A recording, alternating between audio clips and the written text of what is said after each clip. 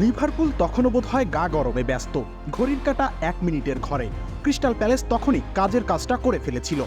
Edward কেতিয়ার দুর্দান্ত ভঙ্গিতে পরাস্ত করেছিলেন অ্যালিসন বেকারকে, কিন্তু বিধিবাম রেফারি জানিয়ে দেন অফসাইডের সিদ্ধান্ত।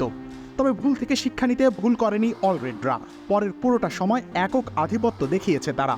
সবথেকে বেশি দাপট দেখিয়েছেন ডিয়েগো জোতা। ক্লাবের হয়ে শততম স্টার্টিং রাঙিয়ে রাখার সর্বোচ্চ চেষ্টাই করেছেন তিনি। কোডি গ্যাকপোর মাটি কামড়ানো পাস থেকে হ্যান্ডারসনকে নাটমেক করেন এই পর্তুগিজ তারকা। এর মধ্য দিয়ে গোল করার অবসান ঘটে তার। সেই সাথে মৌসুমের প্রথম অ্যাসিস্টের দেখা পান গ্যাকপো। এদিন জোতা অবশ্য আরও গোল পেতে পারতেন, কিন্তু রায়ান গ্রাভেনবার্চের অবিশ্বাস্য এক থ্রু পাস পেয়ে তিনি কি করতে চাইলেন সেটা নিজেই ভালো বলতে পারবেন। যদিও স্কোরবোর্ডে পরিবর্তন আনতে চেষ্টার কমতি রাখেননি ডাচ এই উইঙ্গার, একাই নাচিয়ে ছেড়েছেন প্রতিপক্ষকে। তবে তার পা থেকেই একে একে সৃষ্টি হয়েছে গোলের 5টি সুবর্ণ সুযোগ। কাজের কাজ কিছুই হয়নি। গোলের সুযোগ এসেছিল প্যালেসের সামনেও।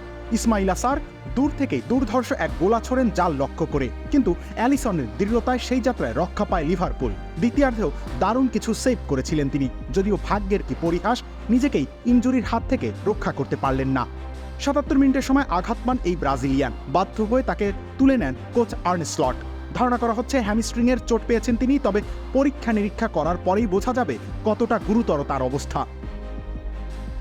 যদিও মূল গোলরক্ষকের অনুপস্থিতিতে বাড়তি কোনো সমস্যায় পড়তে হয়নি লিভারপুলকে। ম্যাচের শেষ সময়টাতেও স্বাগতিকদের আষ্টে পৃষ্ঠে বেঁধে রেখেছিল দলটির রক্ষণভাগ।